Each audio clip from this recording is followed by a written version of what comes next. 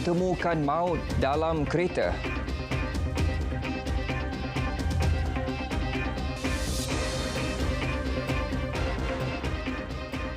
Assalamualaikum, salam Malaysia Madani. Saya Anas Farihin dalam berita tengah malam. Seorang lelaki dan seorang wanita ditemukan meninggal dunia di dalam sebuah kereta di stesen minyak berhampiran Muazzam Shah, Rompin hari ini. Jurucakap Jabatan Bomba dan Penyelamat Malaysia JBPM Pahang memaklumkan panggilan kecemasan diterima pada 4:10 petang sebelum 6 anggota dan pegawai dari Balai Bomba dan Penyelamat Muazzam Shah bergegas ke lokasi kejadian. Sejurus tiba, pasukan mendapati 2 mangsa berada dalam sebuah kereta di kawasan letak kereta stesen minyak terbabit. Bomba telah membuka pintu kereta itu menggunakan peralatan menyelamat dan menemukan seorang lelaki dan wanita dewasa yang tidak sedarkan diri dalam kenderaan berkenaan. Kedua-dua mangsa disahkan meninggal dunia oleh petugas kesihatan. Sementara itu, di Melaka, bayi lelaki berusia 2 bulan maut dalam kemalangan membabitkan 6 kenderaan di kilometer 184 Lebuh Raya Utara Selatan, arah selatan pagi tadi. Ketua Polis Daerah Jasin DSP Ahmad Jamil Razi berkata, kejadian pada pukul 11 pagi itu melibatkan sebuah trailer muatan kereta, sebuah lori, 3 kereta dan sebuah pacuan 4 roda. Siasatan awal mendapati kesemua kenderaan dalam perjalanan dari arah utara ke selatan. Bagaimanapun ketika di lokasi, trailer muatan kereta tiba-tiba hilang kawalan dan merempuh sebuah kereta di lorong kiri jalan sebelum merempuh 4 kenderaan lain dari arah belakang. Mangsa yang berada dalam salah sebuah kereta alami kecederaan parah di kepala dan badan dan disahkan meninggal dunia ketika terima rawatan di Hospital Melaka pada 2:55 petang. 5 penghantar makanan didakwa di Mahkamah Magistrat Bangi atas pertuduhan membunuh seorang lelaki 20 Februari lalu.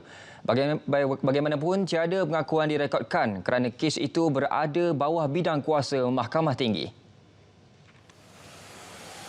Mengikut pertuduhan, mereka didakwa bersama-sama membunuh Syahril Samad di Jalan TPS 2-3, Taman Pelangi Semenyih 2, Beranang pada pukul 9.54 malam.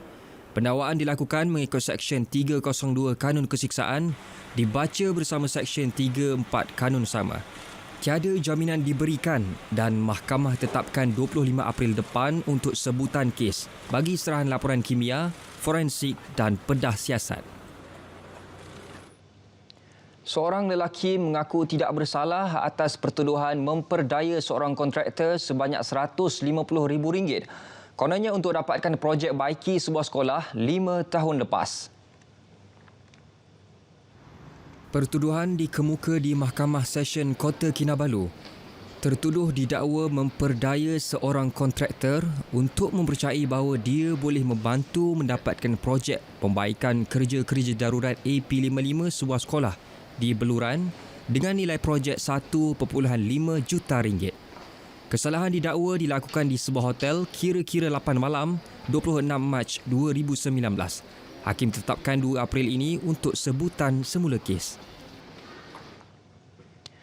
26,108 lesen peniaga dibatalkan kerana langgar syarat lesen atau premis pihak berkuasa tempatan PBT bagi tempoh 2022 hingga 15 Februari lepas.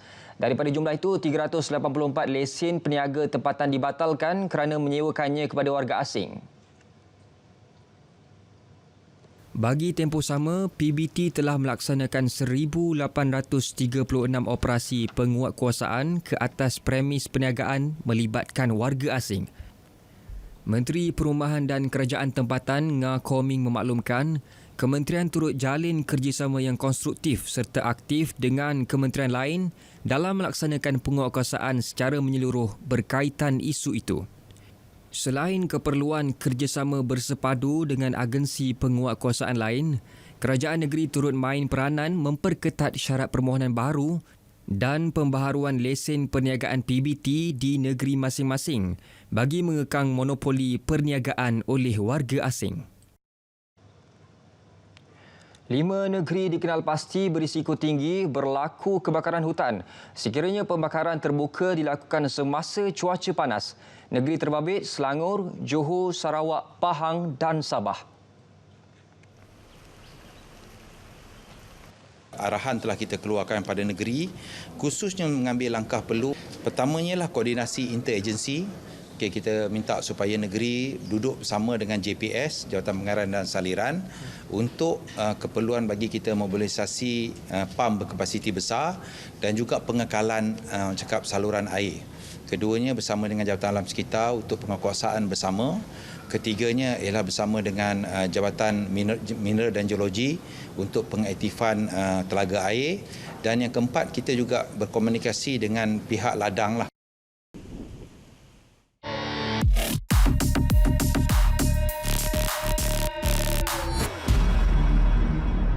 Lagi hantaran berkaitan pengeluaran wang KWSP. Kali ini, si kaki putar mendakwa ia dibenarkan untuk tahun ini turut dipapar pada hantaran di TikTok itu gambar Perdana Menteri dan logo sebuah syarikat. Semakan pasukan biar betul mendapati maklumat yang dikongsi adalah palsu. Penelitian pada laman sesawang syarikat berkenaan mendapati entiti berkenaan merupakan syarikat pinjaman wang. Status operasinya pula diragui. Berdasarkan kenyataan dikeluarkan Kementerian Kewangan pada Mac 2023, kerajaan memaklumkan tidak akan mempertimbang pengeluaran tambahan baru KWSP. Justru orang ramai dinasihat berhati-hati dan tidak mudah percaya promosi seumpama di media sosial. Sentiasa waspada, elak jadi penyumbang statistik mangsa kes penipuan. Noktahkan kegiatan si penipu dengan tidak berkongsi maklumat tidak sahih. Terima maklumat palsu atau bahan fitnah, segera lapor ke MCMC. Biar betul, tak pasti jangan kongsi.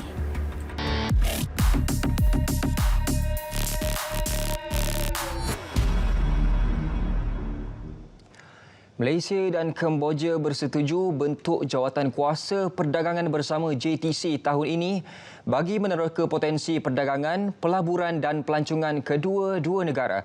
Menerusi mekanisme perdagangan baru itu, kedua-dua negara akan menimbang kerjasama antara Jabatan Kastam untuk memudahkan pergerakan barangan. We have huge potential in terms of boosting trade volume of palm oil, white rice, and the trade ministries of both countries will use the Joint Technical Committee platform to address these challenges and find solutions. Both trade and tourism. We should expect more investments into Cambodia and from Cambodia into Malaysia. Nilai pelaburan syarikat Malaysia di Kemboja telah melebihi $3 bilion ketika ini. Peningkatan itu menjadikan Malaysia antara pelabur asing terbesar di negara berkenaan.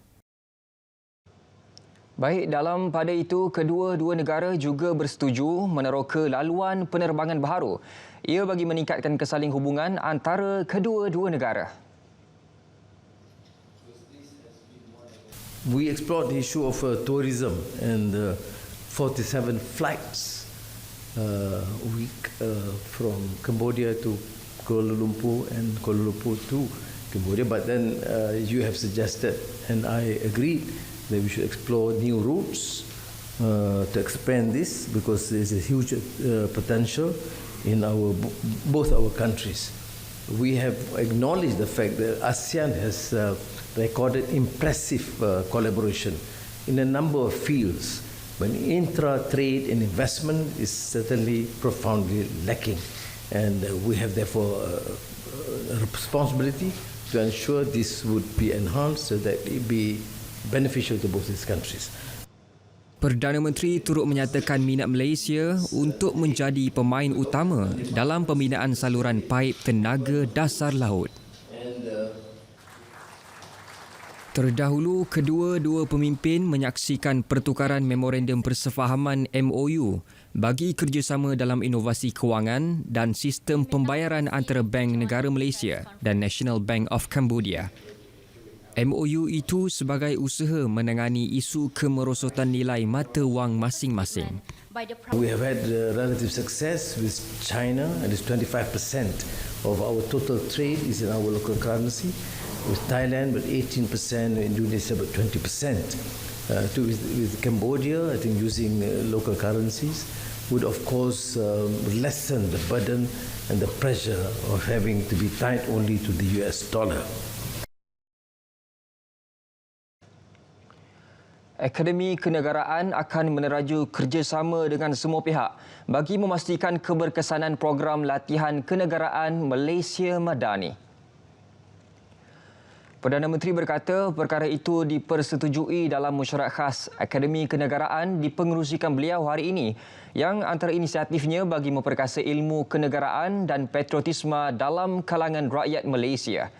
Fungsi akademi tersebut antara lain melaksanakan latihan kenegaraan yang lebih holistik dan komprehensif selain memberi khidmat nasihat dan runding cara berkaitan ilmu kenegaraan. Seterusnya dapat membangun kurikulum yang sentiasa memenuhi keperluan semasa, jangkaan pemegang taruh dan pelanggan serta membangun kepakaran sumber manusia yang kompeten dalam melaksanakan program latihan berkualiti tinggi.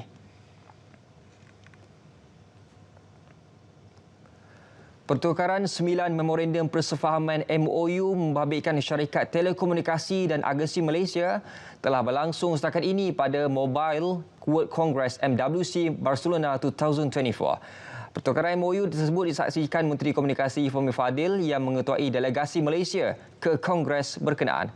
15 lagi pertukaran MOU dijadual berlangsung hari ini. Hani Muhili melaporkan. Cyber Security Malaysia menandatangani MOU dengan CTM 360 WLL yang merupakan firma keselamatan cyber terkemuka dan pakar dalam menguruskan ancaman cyber.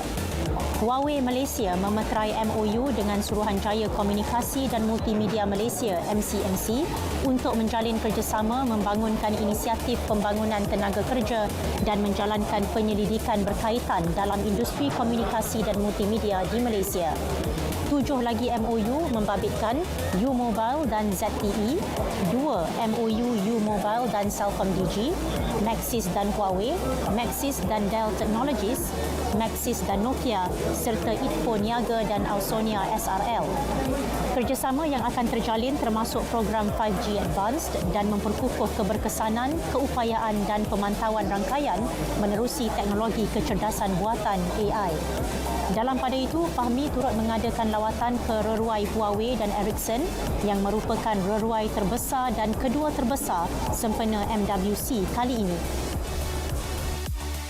Peneraju industri global dan penggerak teknologi menyaksikan inovasi terkini dalam ketersambungan mudah alih pada Kongres Mudah Alih Dunia di Fira Gran Via. Ratusan perbincangan, rangkaian, forum dan demonstrasi dalam teknologi mudah alih berlangsung selama 4 hari di sini.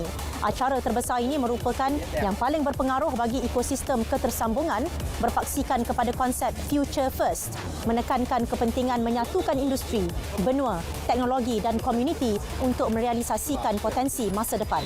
Hani Muhili, Barcelona, Berita RTM.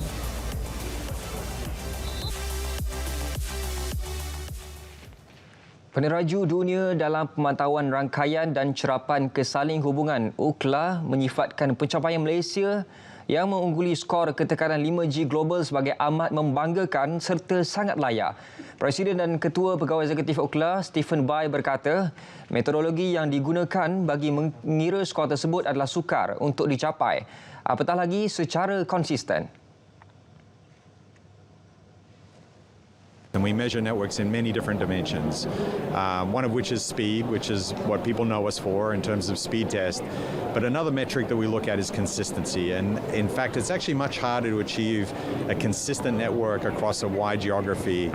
And especially in Malaysia, given the challenge with building a network, to build a network that has a consistent performance is very, very challenging. And so it's not an award that we grant often, and it's not an award that many people win. Credit to the country of Malaysia and the policies that are there, that they've been able to achieve this award. So. Anugerah skor ketekanan 5G global terbaik disampaikan oleh Bai kepada Menteri Komunikasi Fahmi Fadil di Barcelona, Spanyol.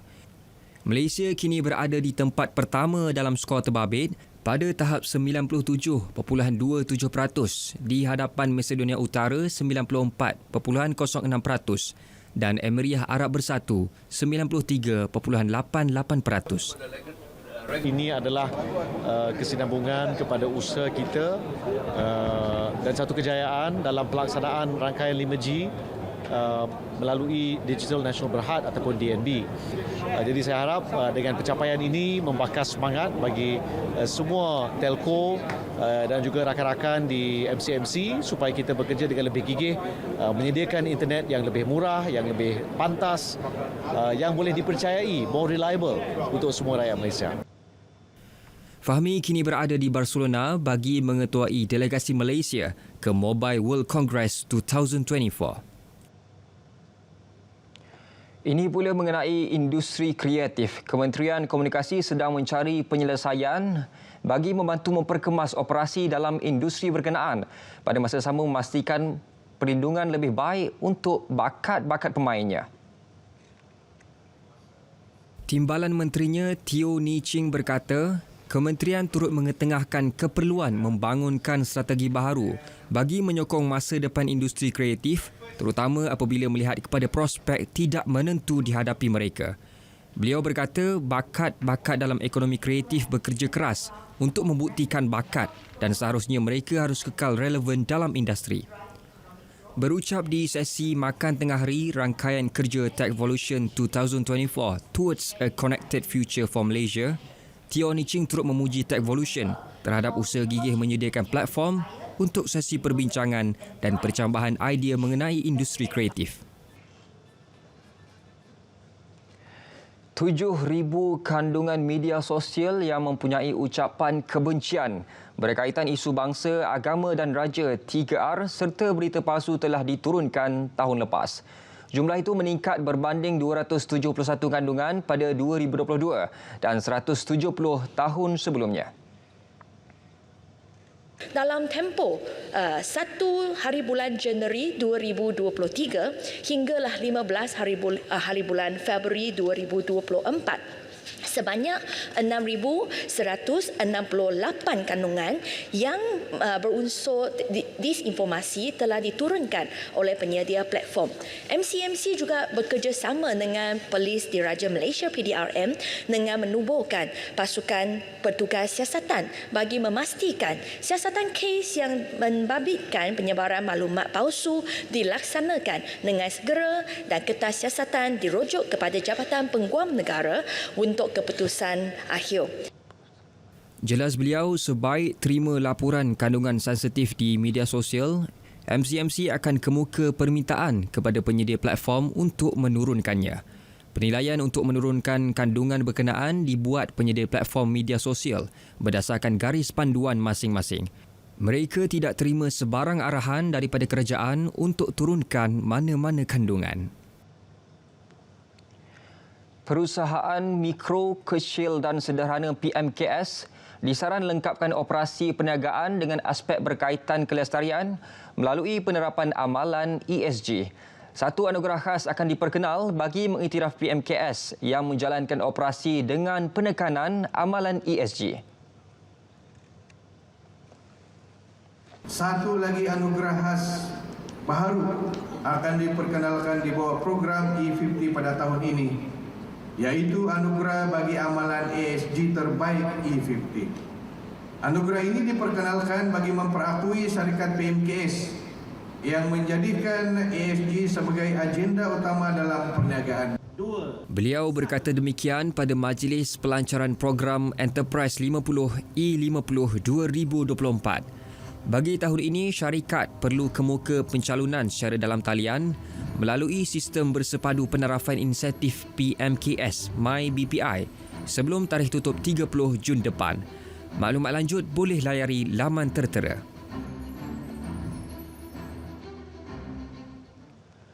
Sesi libat urus jelajah masa depan pendidikan negara giat dilaksana Kementerian Pendidikan untuk kumpul maklum balas dan cadangan tambah baik pembentukan pelan pendidikan baharu yang memenuhi keperluan kini.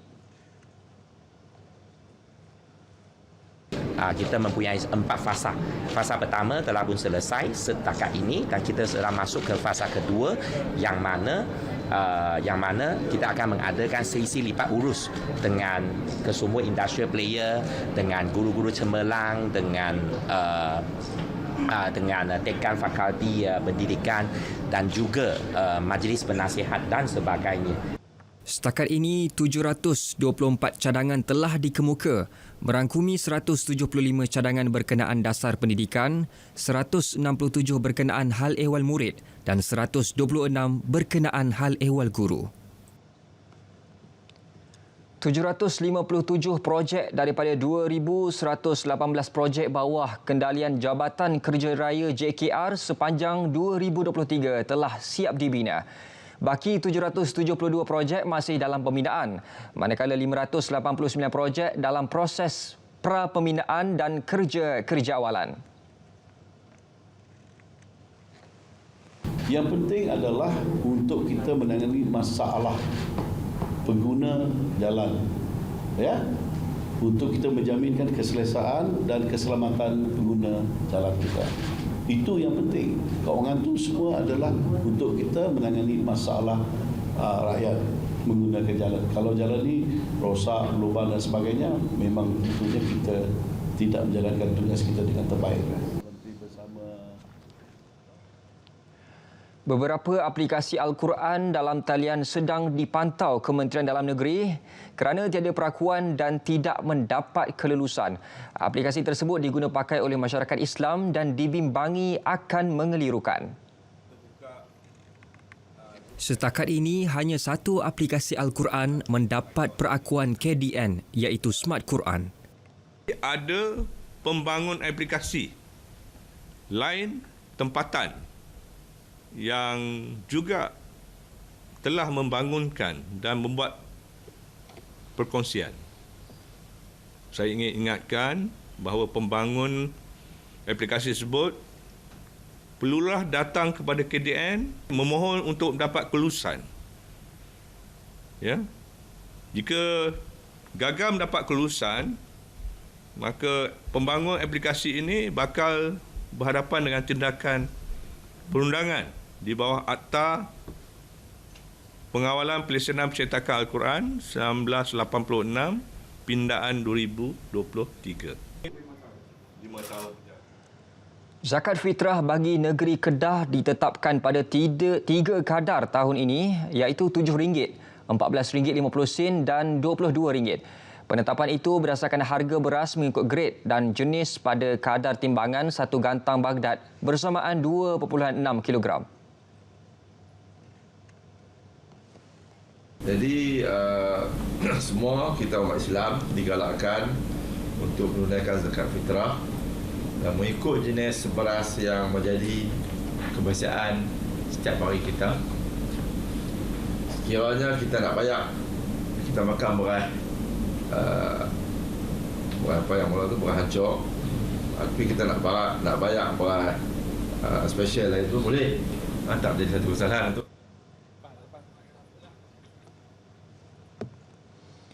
13.23 juta orang pelancong ke Pahang tahun lalu berbanding sasaran 13 juta orang. Jumlah itu tidak termasuk pelancong harian. Tempat yang mencatatkan top 3 lah, saya kira top 3 negeri Pahang. Yang pertama Genting Highlands, yang kedua Kuantan, yang ketiga Cameron Highlands. Dan kalau mengikut kadar, iaitu peningkatan yang paling banyak kita nampak Taman Negara pada tahun lepas kalau berbanding dengan tahun 2022 mencatatkan peningkatan yang paling ketara. Untuk tahun ini, Kerajaan Pahang menyasarkan kedatangan 13.5 juta pelancong.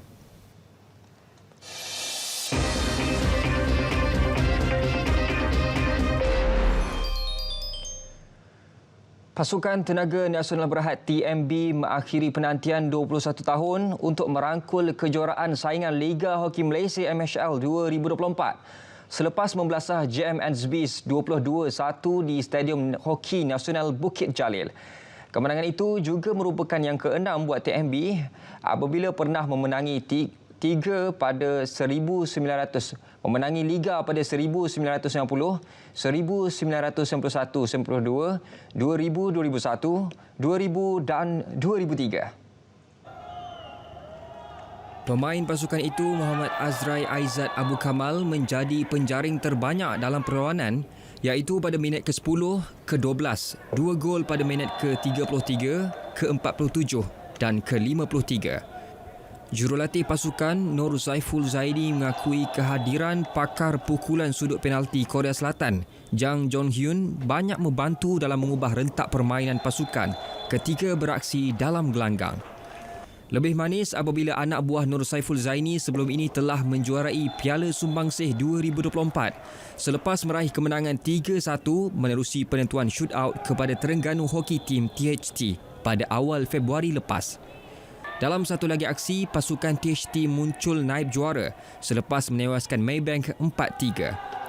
Penentuan kejuaraan bagi kumpulan wanita akan diadakan Khamis ini melibatkan Malaysian University yang kini menghuni tangga teratas liga dengan 20 mata, diikuti Liaoning 18 mata dan PDRM Blue Warriors 18 mata. Pelajar Malaysia yang mewakili pasukan Majlis Sukan Sekolah Malaysia MSSM mengharumkan nama negara apabila mengungguli kejohanan trek dan padang di Perth, Australia dengan 8 emas dan 6 perak. Pasukan negara diwakili 12 pelajar sekolah menengah yang merupakan atlet terbaik dari seluruh negara. Pasukan negara berjaya meraih pingat emas menerusi Muhammad Fahim Haziq Muhammad Hasrul dalam acara 3,000 meter jalan kaki lelaki bawah 15 tahun. Muhammad Thaqif Ukashah Muhammad Radi bagi lompat tinggi lelaki bawah 14 tahun. Randi Ryan Samson lompat kijang lelaki bawah 16 tahun. Amirul Syakir Muhammad Hanafi 100 meter lelaki bawah 15 tahun. Dan Wan Muhammad Haris Wan Muhammad Hafiz 100 meter lelaki bawah 16 tahun. Selain itu, Muhammad Syazwan William menyumbang emas dalam acara lontar peluru lelaki bawah 15 tahun. Nur Alfira Umairah Muhammad Yusof 80 meter lari berpagar perempuan bawah 14 tahun dan Amirul Syakir Muhammad Hanafi 200 meter lelaki bawah 15 tahun. Pertandingan antarabangsa itu berlangsung pada 22 hingga 25 Februari. Persatuan Sukan Bermotor Malaysia MAM optimis pasukan Johor Darul Takzim JDT Racing Team berpotensi menggegarkan dunia sukan permotoran. Presiden MAM Tan Sri Mukhzani Mahathir berkata, JDT Racing Team mampu mengikut jejak langkah kelab JDT yang telah membuktikan kecemerlangan mereka dalam kancah bola sepak tempatan selain menjadi pasukan pertama dari Asia Tenggara menjuarai Piala AFC pada 2015. Jadi saya rasa profesionalisme yang saya nampak JDT di football dan di GT Racing, kalau dia berlanjut ke two wheel motorsport, saya difahamkan guna motor. Saya rasa itu, I think peluang untuk menjadi jago dalam masa terdekat ni is there lah. Difahamkan mereka juga dapat dulu mekanik daripada Ducati factory. I think if you want to do it right, you do it right. There's no two ways. You either want to play around or you want to win. And I think this team is designed to win. Beliau berkata demikian kepada media selepas sesi makan tengah hari bersama media di Ibu Negara. Oktober lepas, JDT melebarkan sayap mereka dengan menceburi sukan pemotoran bersama pelumba motosikal negara Hafiz Shahrin Abdullah yang akan bersaing pada kejuaraan motosikal Asia ARRC pada musim 2024.